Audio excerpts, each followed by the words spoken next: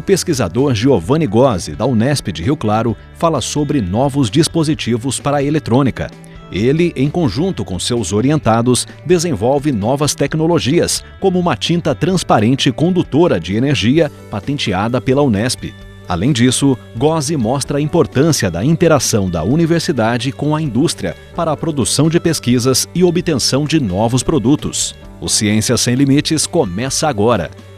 Está no ar o Ciência Sem Limites.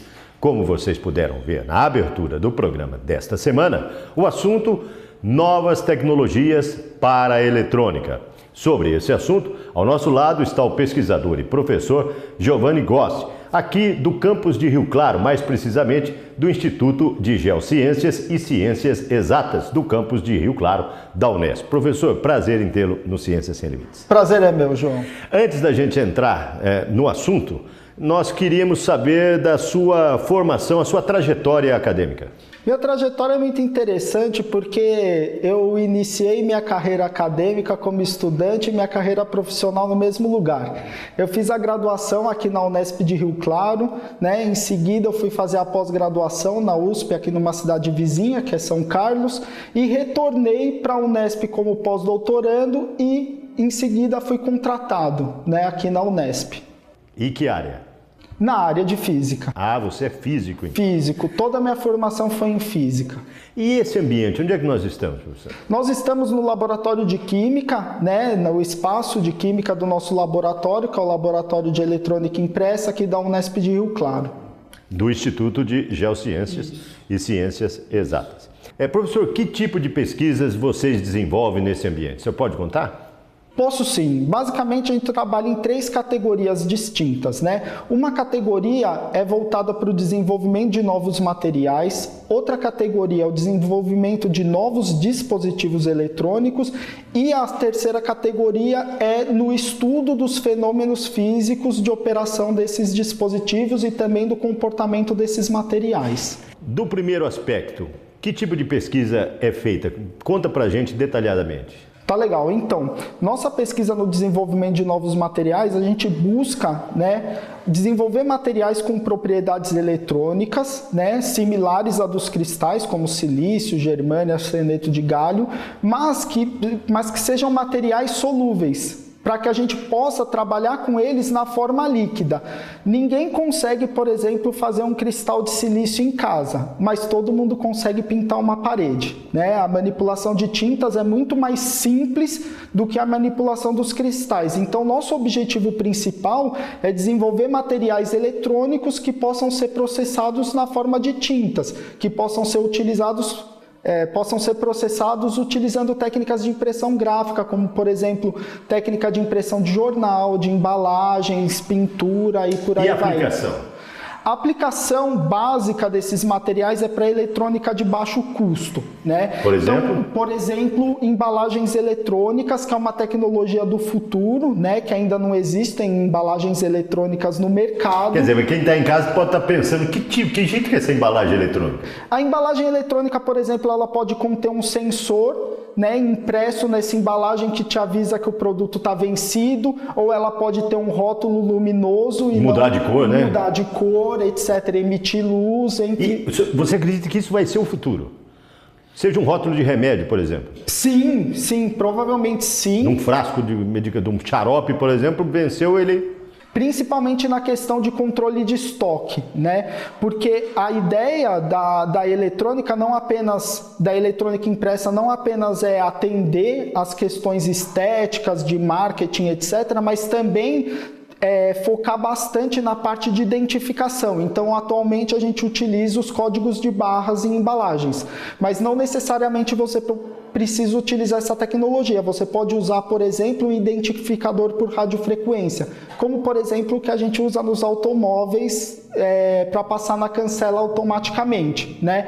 Que antigamente eram dispositivos grandes e hoje é da grossura de uma folha de papel, né? Porque a antena já é impressa, é feita com tinta prata, né? Então esses dispositivos no futuro podem, se eles se tornarem baratos o suficiente, eles serão impressos em qualquer embalagem e não mais serão identificados pelo código de barra, mas sim pelo sinal de rádio que ele emite. Perfeito. Então quem está nos assistindo, para ter uma ideia do assunto, da tecnologia que vocês trabalham, é simplesmente ver esses dispositivos que passam nas cancelas aí dos pedágios, né? Que antigamente usava uma bateria de longa duração e hoje é tudo na base de tinta, né, professor? Isso, não todo à base de tinta, por isso que ele ainda não tem custo. Ainda tem os dispositivos eletrônicos embutidos ali, né? Sim, exatamente, que é o que agrega um custo maior a ele. A partir do momento que ele possa ser construído inteiro a partir de tintas, que o dispositivo vai ser produzido da mesma maneira que a tinta de impressão da embalagem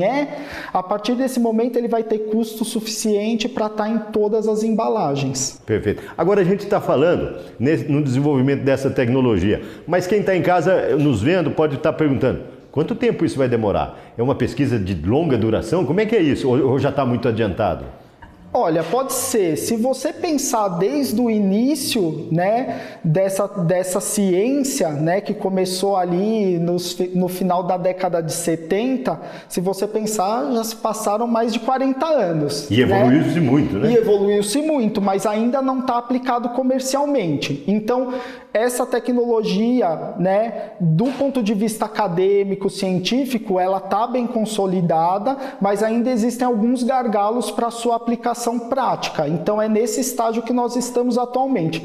Se partir do ponto, né, da tecnologia já desenvolvida do ponto de vista científico, que ainda não foi feito completamente, mas já está desenvolvido, a gente vai levar ainda algum tempo, né? Talvez uma década, 2 décadas. Isso se falando em Brasil, mas com relação ao restante do mundo, o Brasil está produzindo coisa de ponta, né?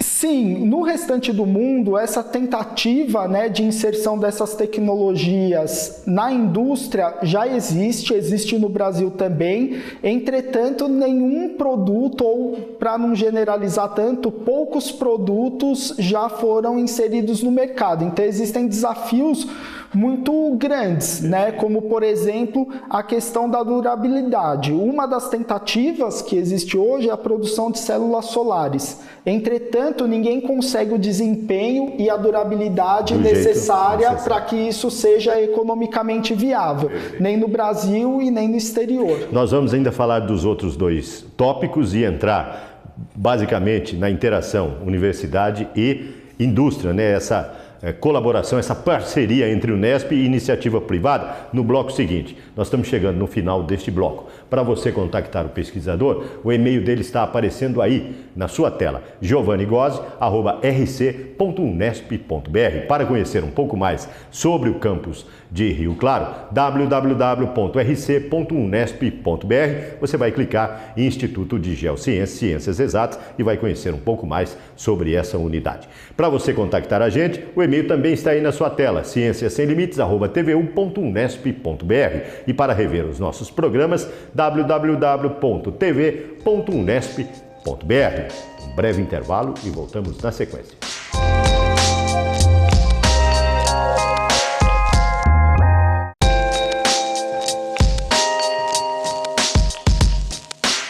O Ciência Sem Limites está de volta e, como você pode ver, o assunto do programa desta semana, nós estamos falando tecnologia, novas tecnologias direcionadas para a área de eletrônica. Sobre esse assunto, ao nosso lado está o professor e pesquisador Giovanni Gosi, do campus de Rio Claro, do Instituto de Geociências e Ciências Exatas da Unesp de Rio Claro. Professor, nós falamos do desenvolvimento de componentes, né, do avanço tecnológico, mas a gente sabe, nós vivemos num período de crise nacional, crise econômica. Atualmente, vocês desenvolvendo várias vertentes, vocês não sobrevivem, porque dispositivo é uma coisa cara, os materiais são caros.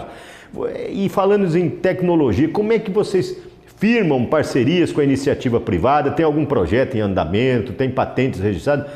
Conta pra gente sobre esse fato. Sim, essa é uma questão muito interessante, João, porque a questão da parceria com as empresas, ela não é tão fácil, tendo em vista que a aplicação, a geração de receita, de rendimentos a partir das nossas tecnologias não é imediata. né? Então as empresas esperam um retorno mais rápido. Então firmar esse tipo de parceria não é tão fácil. E ocasionalmente a gente conseguiu firmar uma parceria com uma empresa, que é a indústria de tintas condutivas Ticon, né? E essa empresa tem financiado a nossa pesquisa, bolsa para os estudantes, etc., né? E essa parceria surgiu de uma iniciativa que a gente teve para resolver um problema acadêmico nosso, né? Nós desenvolvíamos alguns dispositivos utilizando uma fase condutora nesse material que nos causava uma série de problemas porque era um material instável, difícil de produzir, etc. e tal. Então, na busca, né, de resolver esse problema, a gente acabou desenvolvendo um material condutor, né, de eletricidade transparente, processado como uma tinta. É esse que a gente está vendo agora nessas imagens? Esse mesmo.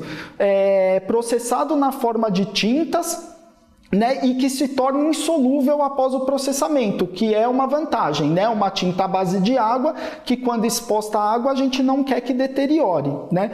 E por conta disso nós depositamos uma patente em 2015 que foi interessante para essa indústria de tintas condutoras e que iniciou... E ela abraçou a ideia. Abraçou a ideia e iniciou um projeto em parceria conosco, né?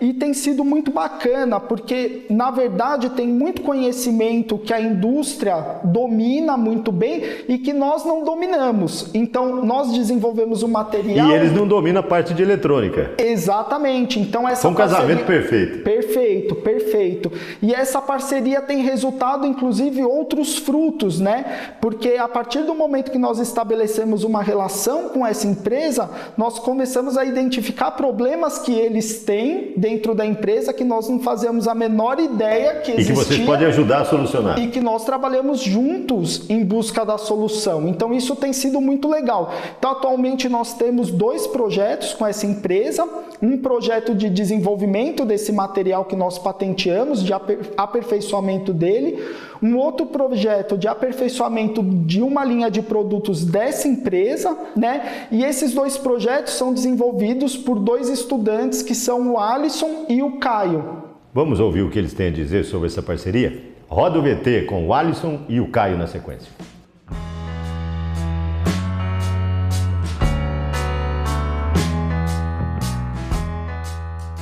Então, né, o meu trabalho, né, em parceria junto com a empresa Ticon, né, surgiu dessa patente que o professor Giovanni conseguiu, né, e aí eu pude, e a empresa, né, forneceu essa bolsa no qual eu sou aluno de mestrado e estou desenvolvendo esse projeto, né. Esse projeto basicamente consiste em desenvolver uma tinta, né, uma tinta condutora, né, que tem 2 aplicações. A primeira é como desembaçador de vidro, né, automotivo, e a segunda aplicação seria em relação às antenas de RFID, que podem ser encontradas nessas cancelas automáticas, né, de pedágio. Bom, meu trabalho aqui no laboratório, supervisionado pelo professor Giovanni Gozzi, em parceria com a empresa Ticon, é trabalhar no processamento químico desses materiais. Bom, eu trabalho junto com o aluno Alisson no desenvolvimento da tinta transparente e também na melhoria de alguns produtos que a empresa Ticon fabrica. Por exemplo, o melhoramento da estabilidade química da tinta de prata deles. Bom, esse melhoramento dessa estabilidade química consiste em fazer a prata ser mais resistente a, por exemplo, ataques de ácidos ou reações com alguns átomos, por exemplo, de enxofre. E isso ajudaria nas melhorias das propriedades eletrônicas dos dispositivos utilizando essa tinta. Em relação ao meu futuro, ainda pretendo fazer doutorado, né? E possivelmente pretendo prestar com pós-doc, né, e prestar concurso para entrar na universidade. Para o futuro eu espero inserir na carreira acadêmica, trabalhando tanto como professor quanto como pesquisador. Professor, parabéns por membros da equipe, são bastante dedicados, né? O Alisson e o Caio. São sim, muito dedicados, de bem com a vida, criam um ambiente muito agradável, um pessoal muito bacana produtivo, de trabalhar, né? E extremamente produtivo. Um ambiente sem alegria não é produtivo. Para um orientador, para um coordenador, dá gosto, né, ter gente assim. Sim, muito gosto. Parabéns. Professor, estamos chegando ao final deste bloco. Nós vamos voltar no bloco seguinte a falar de tecnologias para a eletrônica. Ciência Sem Limites. É um instante só e a gente volta já já.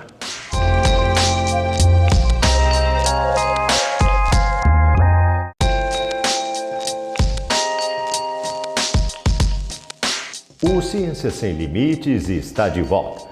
E como você pode ver, o assunto do programa desta semana, tecnologias para a área de eletrônica. Sobre esse assunto, ao nosso lado, está o pesquisador e professor da Unesp do campus de Rio Claro, do Instituto de Geociências e Ciências Exatas, o Giovanni Gozzi.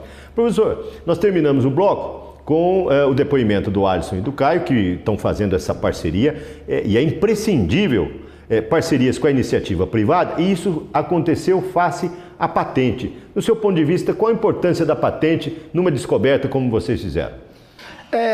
A patente ela é importante para assegurar, né, a propriedade intelectual, né, a propriedade é aquele que desenvolveu, que no caso é o Estado de São Paulo, porque somos servidores estaduais, mas além disso a patente foi muito importante para que a gente buscasse parceiros, porque não adianta nada você depositar uma patente e não licenciá-la para que ela possa ser comercializada, exatamente.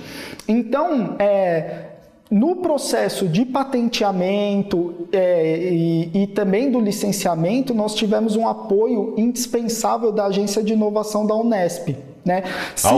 A UIN. Se não existisse a UIN, nós não teríamos depositado a patente, porque nós não seríamos capazes de fazer isso sozinho, né?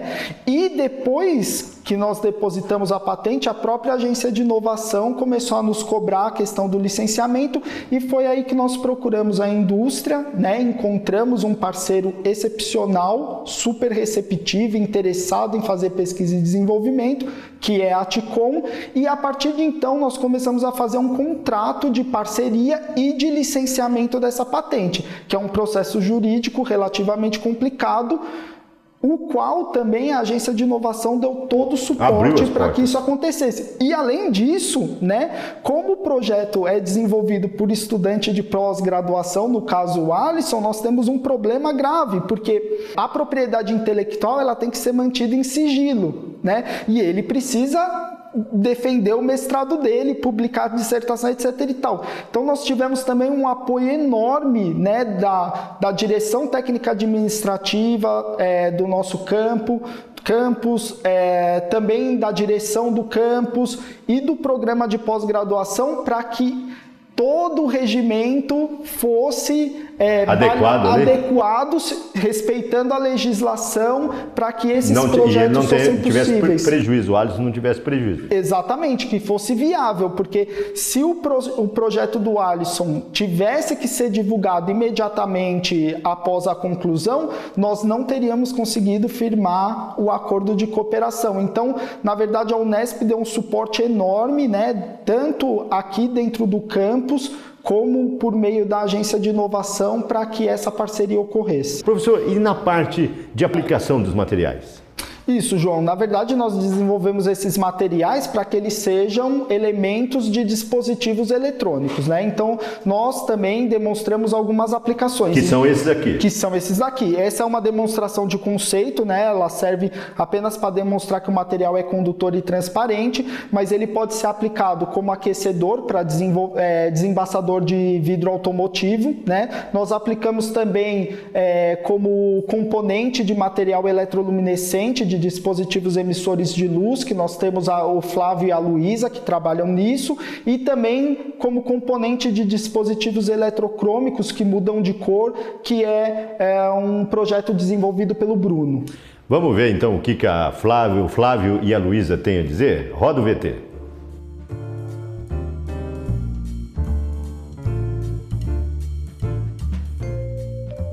Eu sou aluno de iniciação científica, né? Bolsa FAPESP, aqui desde 2015. Estou me formando agora em física. E a área de trabalho que eu atuo é análise de dados de dispositivos eletroluminescentes, né? Fabricados com compósitos Os compósitos que a gente utiliza aqui é o compósito formado de PEDOT, que é um polímero, e o GPTMS, é uma tinta transparente, condutora, e um silicato de zinco, né, dopado com manganês, e esse é o material eletroluminescente. O material eletroluminescente, ele emite luz quando posto a um campo elétrico, né? O campo elétrico faz com que o material emita luz, emita fótons, né?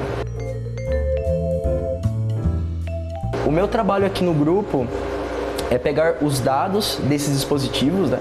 Analisar todos os dados perante as variações de todos os parâmetros possíveis e, através desses dados de caracterizações, eu consigo propor um modelo matemático para descrever os processos envolvidos na injeção de carga do material, no processo de eletroluminescência, para tentar descrever o que realmente acontece no dispositivo, né? Além disso, eu também desenvolvo alguns dispositivos eletroluminescentes, né? Eu não fico só voltado com a área teórica, eu também desenvolvo dispositivos práticos, né?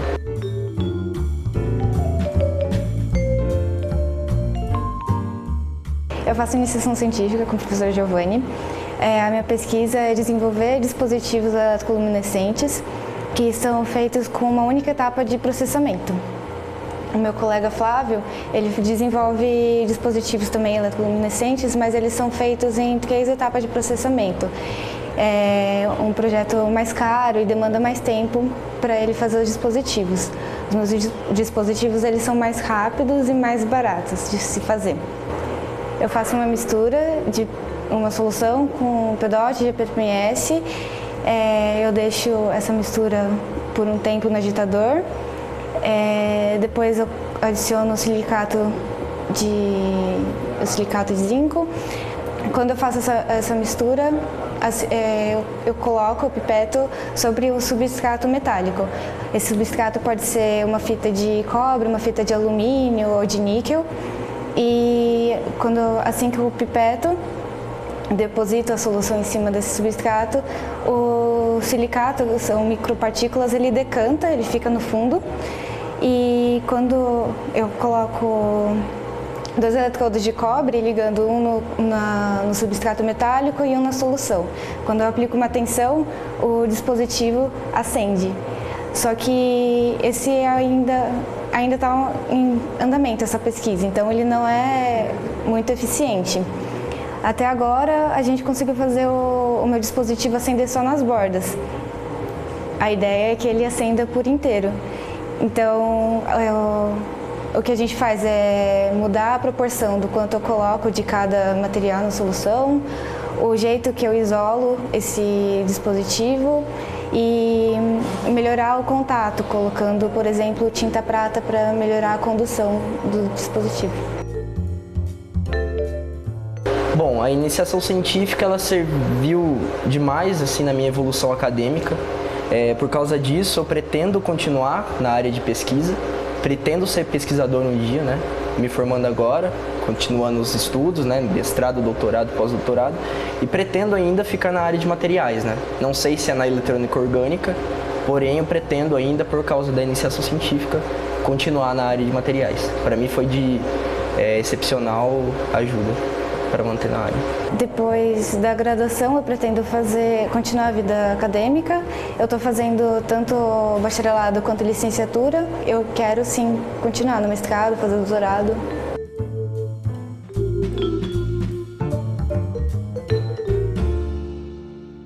Professor, parabéns, hein, pelo depoimento dos jovens, hein? Realmente bem afincos, né? Isso mesmo, o pessoal é bem empenhado. Parabéns pela equipe, parabéns pelo laboratório e parabéns pelas suas pesquisas. Muito obrigado, João. Nós estamos chegando ao final de mais um Ciência Sem Limites. Para você contactar o pesquisador, o e-mail dele está aparecendo aí na sua tela, giovannigozzi@rc.unesp.br. Para você rever os nossos programas, www.tv.unesp.br.